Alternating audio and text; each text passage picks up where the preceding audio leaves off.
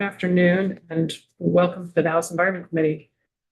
This afternoon, we're going to continue testimony on S325 and we welcome members of the Land Use Review Board. Thank you, Chair Sheldon. I'm Janet Hurley, the chair of the board. I'm here with two colleagues. Brooke Gingledean, I'm a member of the Land Use Review Board. Jenny Ross, General Counsel for the Land Use Review Board. And I'm going to read testimony and then hope that there will be plenty of time for questions afterward. Chair Sheldon and members of the committee, thank you again for the opportunity to provide testimony on S325 and the work of the Land Use Review Board. After our testimony of 2 weeks ago, the committee signaled that it would propose repeal of the Tier 3 and road rule provisions of Act 181 of 2024. With House and Senate leadership signaling support of this plan, the board acted to suspend all its work on these two aspects of its Act 181 charge. This has been communicated through a press release and follow-up media appearances, updates to the board website, and in public meetings held last week in Winhall and Halifax. This committee released draft 2.3 of S325 on Friday, reflecting repeal of the Tier 3 and road rule provisions, among other revisions. At its meeting yesterday, the board reviewed this draft, the draft 2.3, and has the following recommendations. We will address the board's recommendations in the order that they arise in draft 2.3, and then provide comment on a provision that appeared in the prior version, draft 1.2. Our comments were based on the version 2.3, and we just became aware of draft 3.2 this morning, and we'll do our best to address changes in our testimony as we proceed. So for Criterion 8C and rulemaking, the current draft provides for an extension of the effective date for Criterion 8C rules and related definitions from December 31st, 2026 to January 1, 2028. However, it does not provide a necessary date change in the section 14C of Act 181. That is the board's delivery date of Criterion 8C rules to the Legislative Committee on Administrative Rules. Furthermore, the board requests the effective date to be pushed out to July 1, 2028, and the LCAR deadline to be extended to January 1, 2028. This will allow time for the LCAR process to conclude before the new effective date of July 1, 2028. Permits required and exemptions. So the interim housing exemption for up to 50 units. In place of what is currently proposed, the board suggests allowing clear exemptions for these projects if the project area is located entirely within the area of exemption. The draft in version 3.2 introduces a new term of disturbed land that would be problematic to apply without further definition. We are proposing a different language, basically that would read, including any land incidental to the use of the housing project, such as lawns, parking lots, driveways, leach fields, and accessory buildings. Regarding the committee's yes, On this one, in rule, we have disturbed land for municipal projects. So you all must have a definition or a way that you are addressing that in statute or in sort of function already. What is that? Can we have Jenny look and we'll answer that question? We have definitions of Okay, so Maybe not disturbed. it's not actually disturbed land. probably disturbed land is part of it, but I'm not sure that disturbed land itself has its own specific definition. A lot of the terms that we use are the commencement of construction, which suggests physical action on the land. And then we have this definition of involved land for certain kinds of jurisdictional triggers or governmental projects, for example. So the question might be whether involved land would work here, Jenny? Yes, but I'm not ready to. Okay, so can we come back to that, Chair Sheldon? So in terms of the interim exemption dates, regarding the committee's conversation last week about moving the dates up or down, the board recommends having firm expiration dates for the interim housing exemptions that are informed by the Tier 1A and Tier 1B approval process. It provides certainty for developers as to what their Act 250 obligations will be and allows municipalities to work on their plans, zoning, and Tier 1 requests at their own speeds without fear of losing critical housing projects. Regarding the permanent exemption for PHPs, draft 2.3 of S325 eliminates draft 1.2, section 6's amendment of the permanent PHP exemption at 10 VSA 600135 to include Tier 1B and Tier 1B eligible areas. The board wants to ensure that the committee is aware that as it currently exists in law, PHPs are limited to, quote, designated downtown development district, designated new town center, designated growth center, or designated neighborhood development area under 24 VSA Chapter 76A.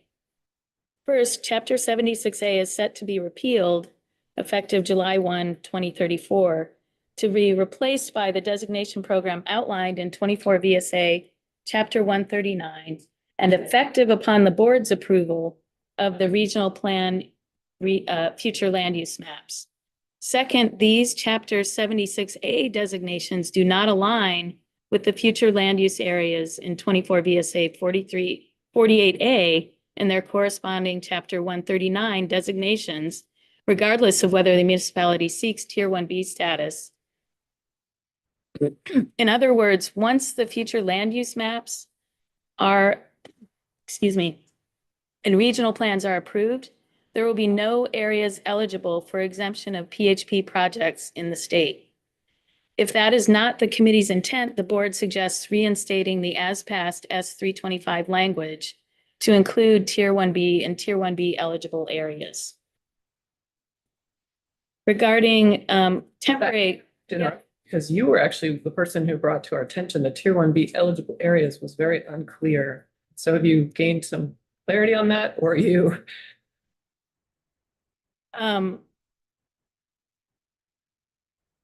Did we?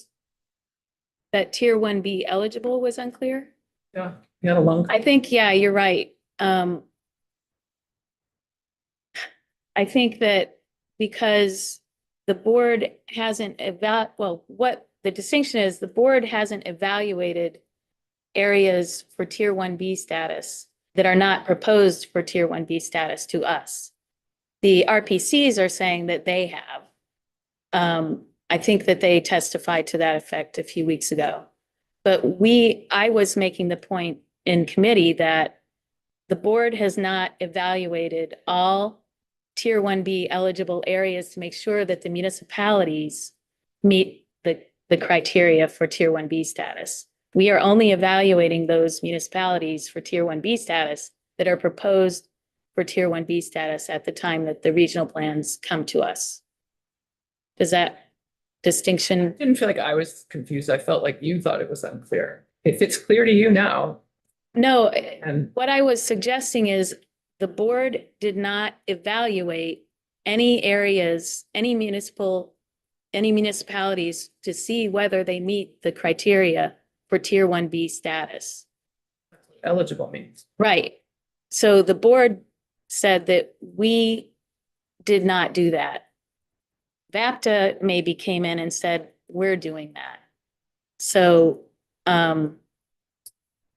so the question is whether, and maybe I should ask the board this, whether the board trusts that, anything that's proposed as a village center, a village area, a planned growth area, and a downtown meet that those municipalities meet the criteria for Tier 1B status.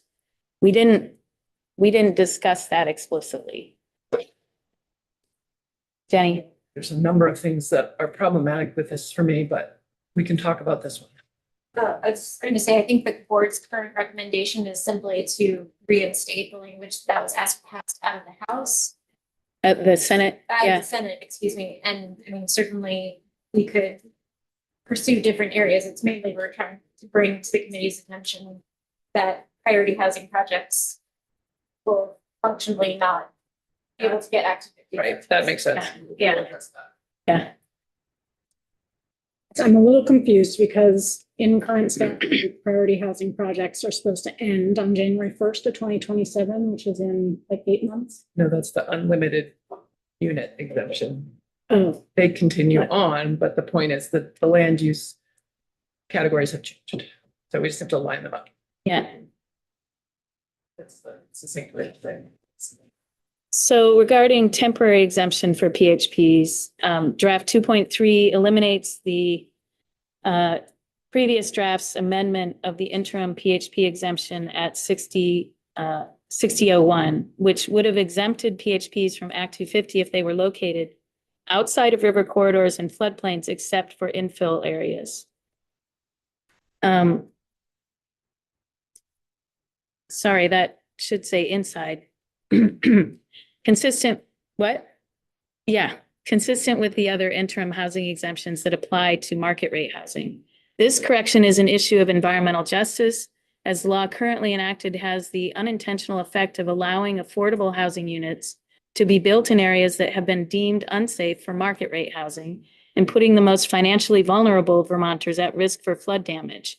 We strongly encourage the committee reinstate the language that would not allow the PHP exemption in flood hazard and river corridor areas, except those areas suitable for infill development. Regarding the municipal transfer process, the board supports the proposed revisions to 24 VSA 4460 to clarify that the authority to enforce Act 250 permits resides with the Act 250 program until a permit is transferred to the municipality through a permit amendment. In addition, the board supports restoring Section 8 of the as-passed version of S 325, which strikes the word rare on page 9, line 13 of the unofficial version. Regarding the public outreach framework now proposed, the board supports engagement of a neutral non-governmental entity to prepare and implement a public engagement process to examine equitable, efficient, and effective regulatory or non-regulatory tools to protect these working lands and critical natural resources. The board requests revisions to this section to clarify the following. What is the full scope of the public engagement? Does this replace the board's obligation under the EJ law to develop a community engagement plan? What does the legislature want to see in the board's report? And what is the due date for that report? For, This isn't a report, and I guess I'm, so it says report in the final sentence. yeah, okay. Cool. So we want to clarify what is meant by that. Working through this together. Yeah, Okay. yeah, That distracted me. So, it's framework. It's not, I appreciate the question. I think it's a good question about EJ. I don't know the answer. It's not.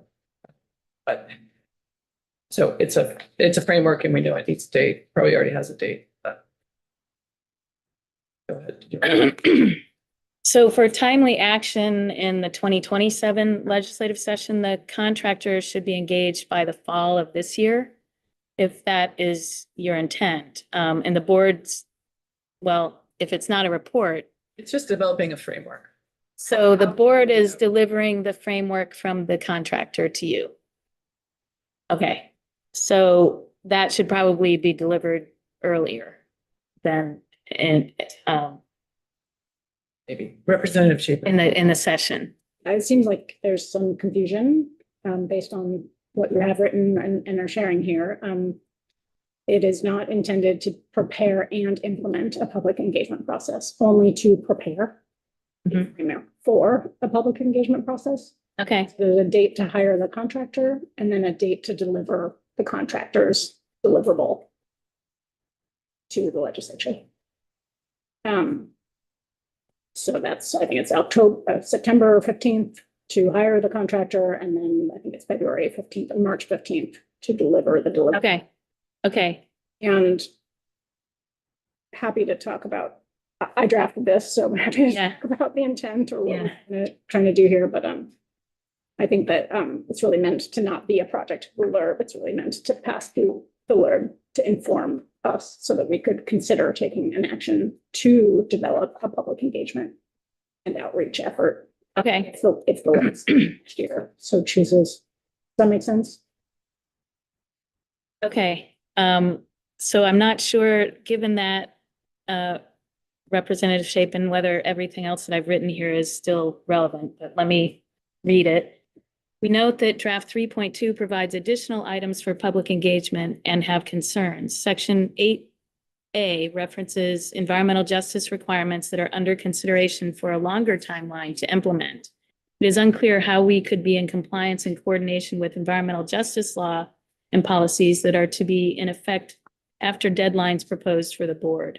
We additionally have concerns with the scope increase to the public engagement plan. An example is the introduction of the term rare natural communities that is not well defined. We request a well-defined scope that is not overly broad and is specific to the legislature's desired outcomes.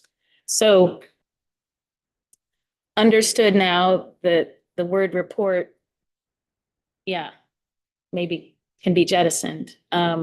So you are tasking the board with this, with putting out an RFP, getting, and choosing a consultant from the proposals that we get and then providing that to you.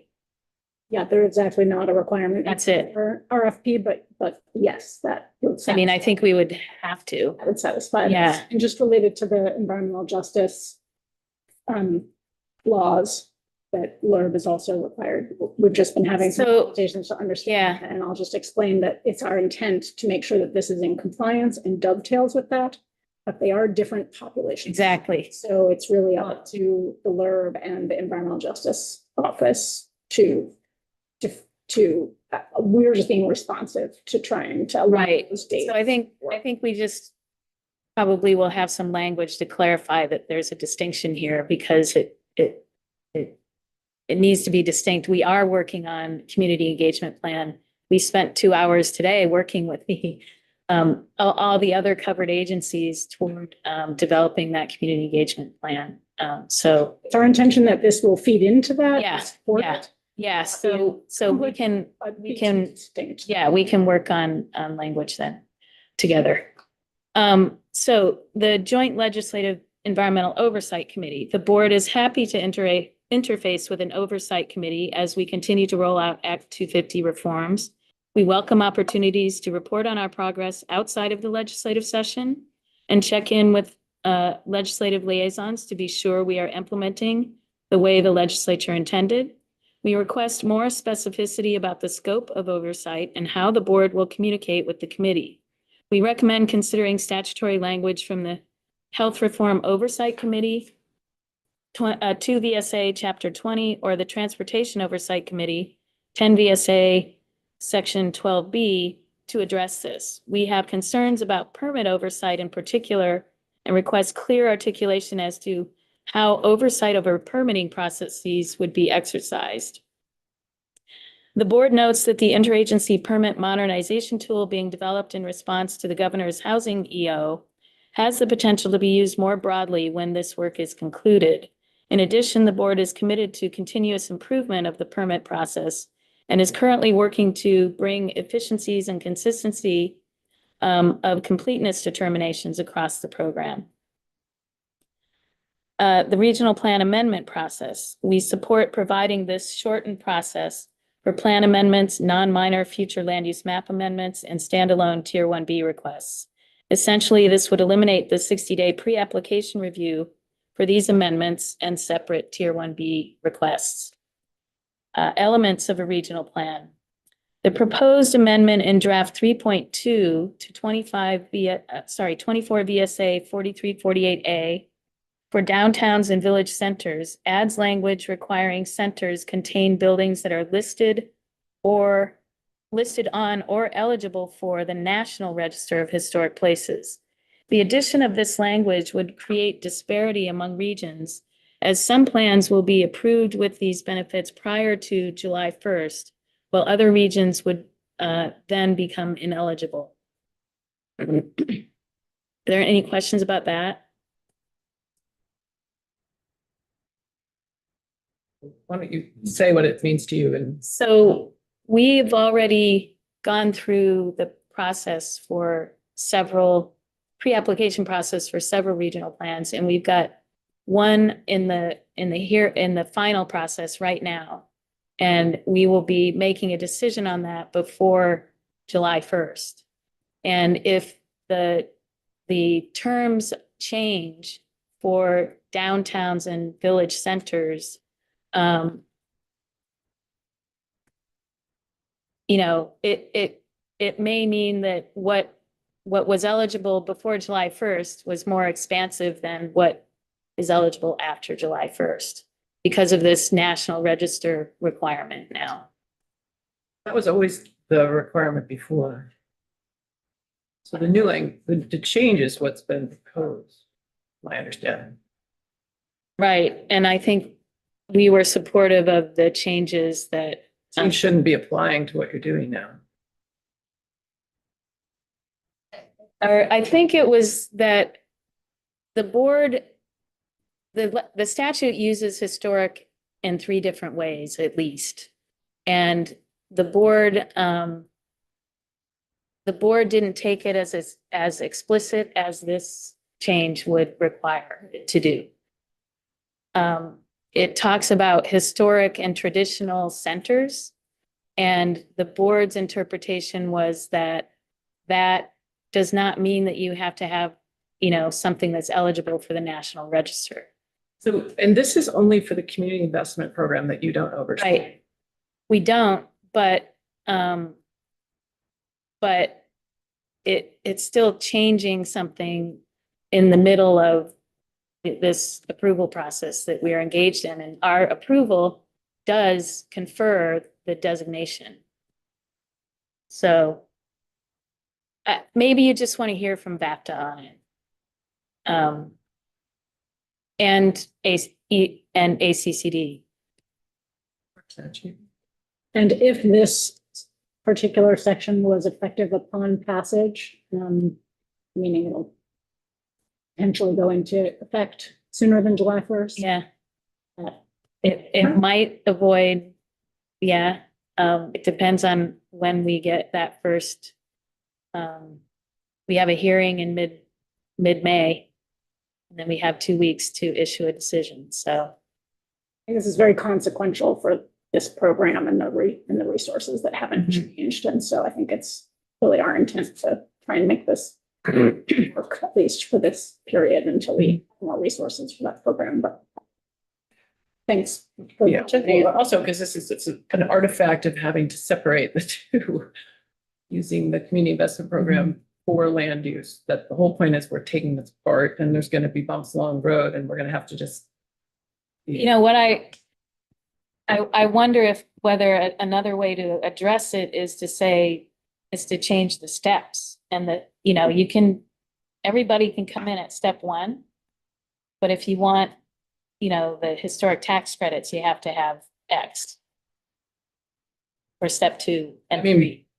Maybe, but when you look at the other steps, they're actually also really important to the rural economic or the rural assistance that they steps 1 and 2 provide are also really critical. So Yeah, we talked about that, but yeah. okay, duly noted. So draft 2.3 of S325 contemplates charging the board to report on whether to repeal 24 VSA 4476. The board supports repeal of this statute rather than to rewrite it such that it would put the board in place of this previous committee. The board suggests that the legislature make this decision now rather than waiting until next session. The board recommends repeal of the provisions that allow for formal review of regional plan adoptions because this is duplicative and conflicts with the Act 181 regional plan approval process that we are now conducting. However, the board recommends seeking testimony this week from municipalities and VLCT about whether to repeal the provisions that allow formal review of municipal plan and municipal planning process confirmations by regional planning commissions. So the question is whether those decisions by a regional planning commission to confirm a plan, a municipal plan, or the municipal planning process deserve somebody's reconsideration, right? And I think the board isn't prepared to tell you that. I think the proper people to tell you that are the municipalities and maybe the LCT. So if they want this process, we would be happy to serve as that body. So we would just request an effective date with enough time to set up guidelines around that. And Brooke, you explained to us how reconsideration might work. And the civil aspects that might already be in place. Did you? We're about to get into that too for you. It's a separate reconsideration question. Yeah. This is reconsideration or sort of a appeal light of a regional planning commission decision. Yeah, I know what we're talking about. And They are really- the other, is sort of permit related Right. or just, But they're related in the function of the LURB and how it presents to its staff and oversight versus appeals. I mean, I think they are related because you're asking, but it doesn't matter. okay. So, any questions about that, formal review? Okay. So, the request for reconsideration, the board supports the removal of section 8 of draft 1.2, which would have transferred the process for reconsideration of permit denials from our district commissions to the board. We believe that the current process described below provides an important opportunity for applicants to correct a project deficiency that was the cause of a permit denial by redesigning their project in accordance with the reason for the permit's denial, without having to go through an entirely new application process. The board stresses the distinction between reconsideration by the original tribunal versus appealing to a new tribunal and the time and cost savings related to that. Under Act 250 Rule 31, reconsideration of decisions, there are two kinds of reconsideration of decisions of district commissions. Subsection A provides that any party may file a motion to alter the decision within 15 days. All requested alterations must be based upon the existing record. New arguments and new evidence are generally not allowed, and requests are limited to instances of manifest error, mistakes, and typographical errors and omissions. These motions are commonly referred to as motions to reconsider. Subsection B provides an additional process for applicants to request a reconsideration of a permit denial from a district commission or from a court by applying to the district commission for reconsideration within 6 months pursuant to 10 VSA 6087C and demonstrating that the deficiencies causing the denial have been corrected. The district commission then holds a new hearing within 40 days of receipt of the request for reconsideration, noticing all parties to the proceeding. Review is limited to those aspects of the project which have been physically modified to address the grounds for denial. Relitigation of issues is not permitted, nor are changes in statute or regulation or other factual grounds for reconsideration. The district commission also has authority to expand its review where a change in circumstance that has occurred since the date of the prior permit decision may have significant impact on any finding, conclusion, term, or condition of the project's permit or upon the Act 250 criteria. In conclusion, the board agrees that Section 8 of Draft 1.2 should be removed and that 10 VSA 6087C and Rule 31 be left intact. The Land Use Review Board appreciates the committee's work to refine Act 181. If you would like further input from the board as you finalize revisions within S2 325, we are happy to return for additional testimony. And Chair Sheldon, if I could just add, based on our conversation the other day, that was off the top of my head in terms of the reconsideration. Just wanted to point out the the manifest error, the factual errors, kind of reconsideration that's called a motion to alter. That's in subsection A of our Rule 31. But the important aspect that you folks were asking about had to do with the denial of an applicant's permit. And so the second portion of that rule that's based on the statutory grant in our Title 10 provides this opportunity, gives 6 months so that you can correct the deficiency, cure the problem as to why you were actually denied. And denials require specificity of what exactly it is that is causing the permit to be denied. So it is a robust process whereby you're given another opportunity. It is not, your only option is not to appeal to a higher authority. It's to go back and say, we corrected the thing that you pointed out that prevented us from getting the permit. The advantage to that is you're at the same decision maker. They know the case. There will be a hearing, but it can be a very finite and shortened process. And going back to that original tribunal is beneficial. Having said that, this happens infrequently. And the reason why it happens infrequently, perhaps, is because there may be other parties. So there might end up being an appeal in the long run anyway. But it is an option for the applicant, and it's a very important opportunity for them to be able to move quickly and not have to relitigate or to create a new application.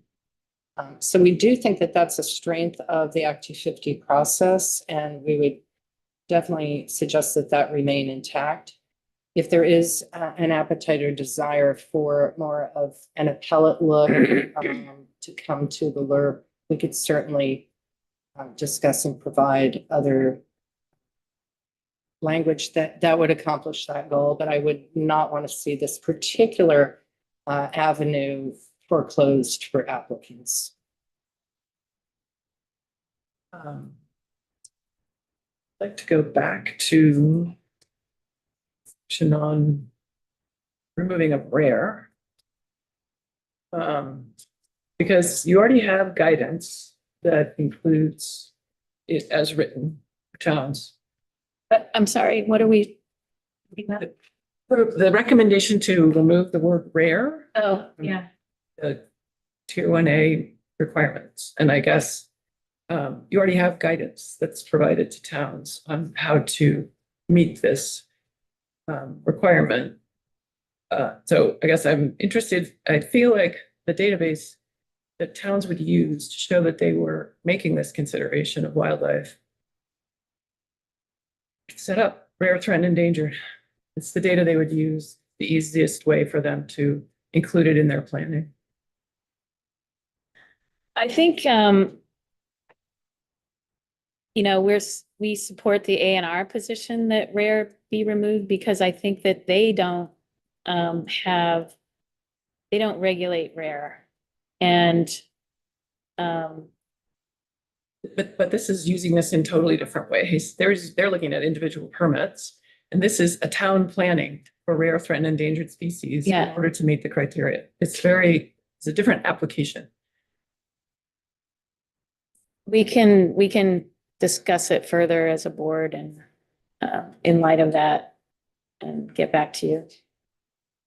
I think it was a data issue. The way that I understood the issue from A&R was that they didn't necessarily have the information that would be easily accessible, whereas the endangered. Decades they go together. They've been together. RT&E's database, you can download it. It's a GIS shapefile. That's what towns have been using. That's what anyone who's interested in the topic has been using for a very long time.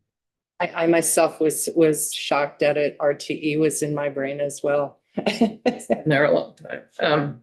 Do members have questions? Further questions? Representative Austin. This is about the appeal, when it's limited to instances of manifest error, mistakes, and typographical errors and omissions. Is that both on the applicant and on the commission, district commission? Well, So- it's For the decision of the district commission Right. or a reconsideration for district coordinators, a JO could also be asked for. Right, but is the mistake, could it be the district commissioners making a mistake? Or Right. Yes. the applicant made a mistake and wanted to. It could be Either. either. It could be a factual correction. Mhm. If there were information that they were relying upon factually that was erroneous. It's the body of information, factual and legal, that they are utilizing to make the determination. But it would be, Something was- could be either the district commission or the applicant. Is saying, I didn't realize this or, as well. Is that, or is it just the district commission's kind of error?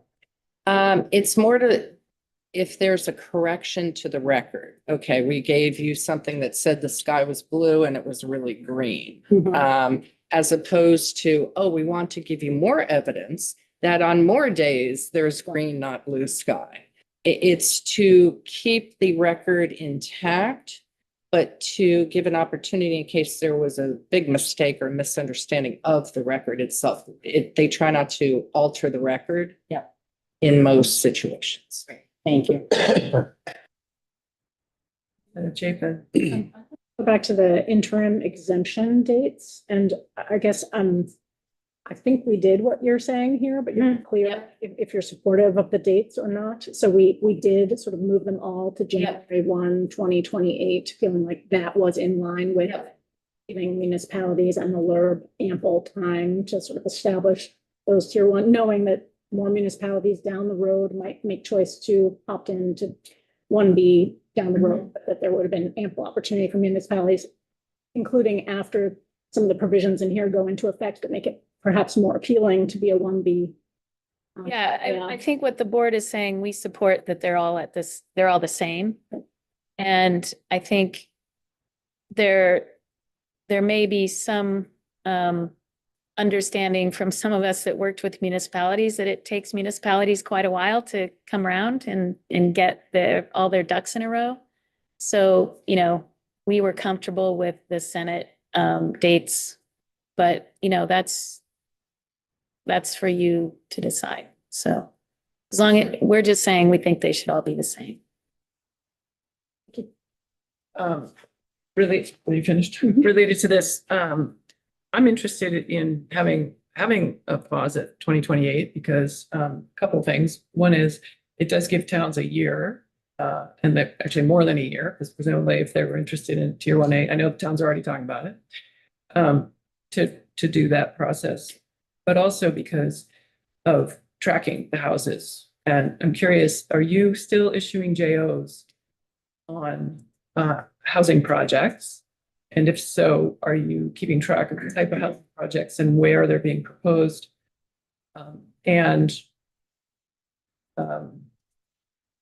Sort of thinking about a tracking that would have the LURB keep track of priority housing projects, but is there a role for you in tracking the other housing projects as well? Any? Jenny Brown is general counsel. The only required jurisdictional opinions were in the Homes Act, and that's since been changed. So we do have people seeking jurisdictional opinions, but they're only doing so voluntarily, not because it's a requirement of being able to take advantage of the exemption. So we do have data, but it's not a complete representation of what's happening on the ground necessarily, because there are lots of people who developed a project that they feel very confident falls within the exemption. About that necessarily. We are tracking a lot of the housing projects that do come through us are being tracked and reported on a quarterly basis through the Executive Order 06-25. So we've done 2 quarters of reporting on that already as far as how we prioritize those permits and jurisdictional opinions. So there's some data, but it does not represent what's on the ground. Only what we see from them. Do you have thoughts on how to track this? I think the executive order work that we're reporting for, they're collecting from other agencies, and probably that information could be used to track. That's the ACCD website. Yeah, well, no, it's Very far. no, it's not on the ACCD website. This is a separate, interagency, committee that's looking at all the permitting and developing a tool that would track permitting for housing and could probably be used for more than just housing, but it's a tool that is being developed in the executive branch. No. Economic. I think they presented to the caucus on Friday, the economic caucus, the tool that they're using on permitting. And I did think it might be something that we would want. Or it's to have. AP. No. I believe so. I did not, no, because I was here. I stayed here. Yeah, Missed it as well. I It was didn't vote really- either. I would like to have. Interesting. Yeah. Representative Cheney. Just to confirm that we're talking about the same tool, you're speaking about the AI tool. No. I'm not sure that they're One actually was, speaking they were about talking that about tool. chat and one, not chat, one, they said they're moving into AI. Yeah. But this is an interagency permitting. Yeah, this, I'm just not sure that we're. talking yeah, I'm not sure that we are either. But I do think that would be good for what they presented on Friday on housing permitting. Further questions? Representative North. Yes, thank you. Yeah. S 325 draft number 1.2, you're stepping back in history here for this request for reconsideration. I think what you were saying there is that you'd like us to go back to what was in 1.2 for that, or that? I think we just wanted to make sure that the committee understood the distinctions between the types of reconsideration that we have in our, or that applicants have access to in our program. So, Change it. yeah, Leave the reconsideration the way it is because it's working for what it does. yeah.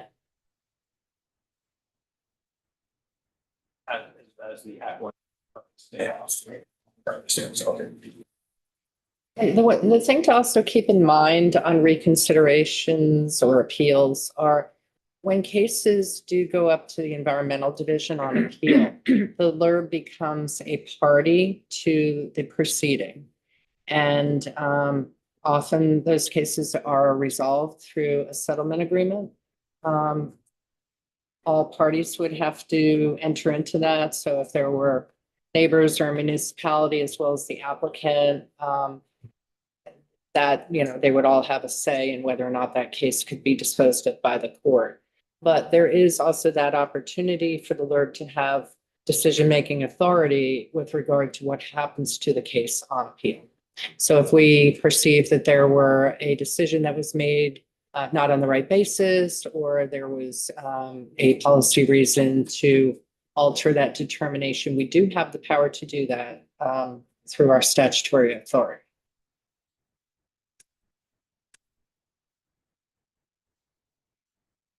Jacob. I don't think you commented on our, what's now in the bill as a repeal of the tier 2 area report. I'm just curious if you have a comment on that. I mean, I think that your public engagement idea is a replacement of that, right? So, Ways. yeah. Not entirely, but. So, and actually, I wondered if in a previous version of this testimony, I included, do you want to expand the scope to include everything that was in the tier 2 report? But yeah, that's up to you. So we will still probably want to work on the AOFB question because it's a problem for our program. The difficulties of determining whether something meets exemptions, and there is another bill that provides language that would say that if the AOFB didn't make more than $250,000 a year, that it could qualify or something. But, you know, how do you determine what the future, you know, revenues of an AOFB are going to be? It doesn't necessarily solve the problem of, you know, making it easier to determine. So it's something that we'll look into anyway, regardless of whether you tell us that we should. And related matter, the impact on soils. I mean, there's some Mhm. things that I don't want to get lost. I'm glad Mhm. you'll do the AOFB anyway. The list Yep. was ag soils. The last version added working lands. That's why I took that out, because it seemed like you were sort of trying to get there anyway. But yeah, Well, but what's happening, so another thing that's come up repeatedly from different angles is this 1B area. And oh, the reality ag soils. and ag soil, Yeah, yeah, those need to be part of our conversation. yeah. And not just for a tier 2, which may not exist anymore, but in the tier 1s. Yeah. And reiterating, we're moving away from tiers. We haven't done it in this yet, but whole state is still covered by Act 250 and the environmental regulations apply to the whole state. So stay in there. Representative North. Yeah, I'm sorry to go back to the same topic again. It's probably just because I don't fully understand the whole reconsideration and permit denial. We did hear some testimony from at least two different people about like, getting an adverse JO and having to go back to the same coordinators being a real problem. The same coordinator, if you submit an appeal or you request for reconsideration or whatever it's called, you're just going to get the same answer back again. Is that what you're asking to remain the same, or could we encourage a different, I don't know what the right term is, reconsideration, appeal? When I spoke to you the other day, I was really just focused on this limited, very narrow kind of reconsideration. It's, you know, there's been a mistake here, is the point to it. It's a red flag. So it's a very limited process. And it does seem unusual to go back to the same decision maker. But understanding that it's like, okay, this is only if there was some manifest error, some, you know, misunderstanding. Beyond that, you know, you have the appeal. So if the committee were interested in some other kind of either second look by the LURB, we could certainly provide language in that regard.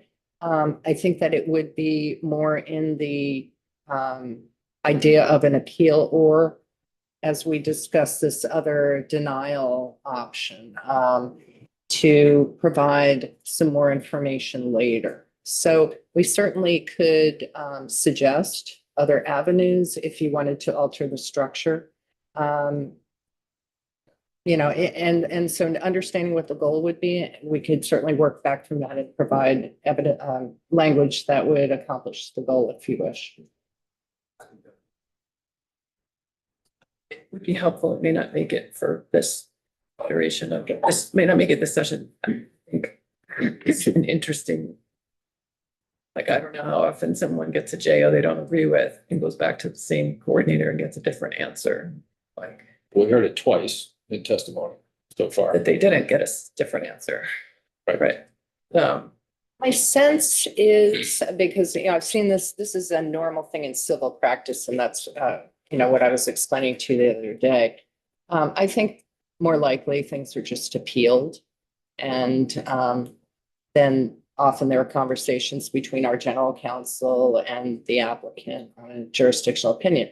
But keep in mind, jurisdictional opinions can be requested by anyone. It doesn't have to be just the applicant. And sometimes people are not happy with a neighbor asking for it when it can become a binding decision on someone's land. So there is also that aspect of it. It's not quite as simple as and straightforward as, oh, just an applicant going for reconsideration, because there are these other folks that may have standing based on, you know, having an interest that could be impacted by the project.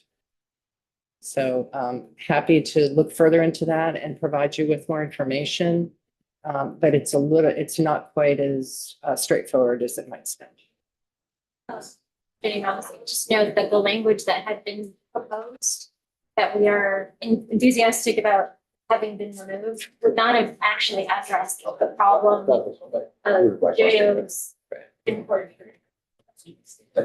So it sort of got us. The recommendation didn't fully understand how 6087 worked, and therefore it kind of got us on this weird road. Did the board, I mean, did you talk about whether or not people should have the right to appeal a regional plan? No, I mean, Act 181 said there shall be no appeal, and we haven't questioned that. When you said you didn't want to weigh in on it, I guess I thought maybe you had discussed it, but that's fine. That's fair. We need to move I on. mean, if you want us to weigh in, I guess we could, but Members have further questions. Okay, thanks for your testimony. thank you. Take a break till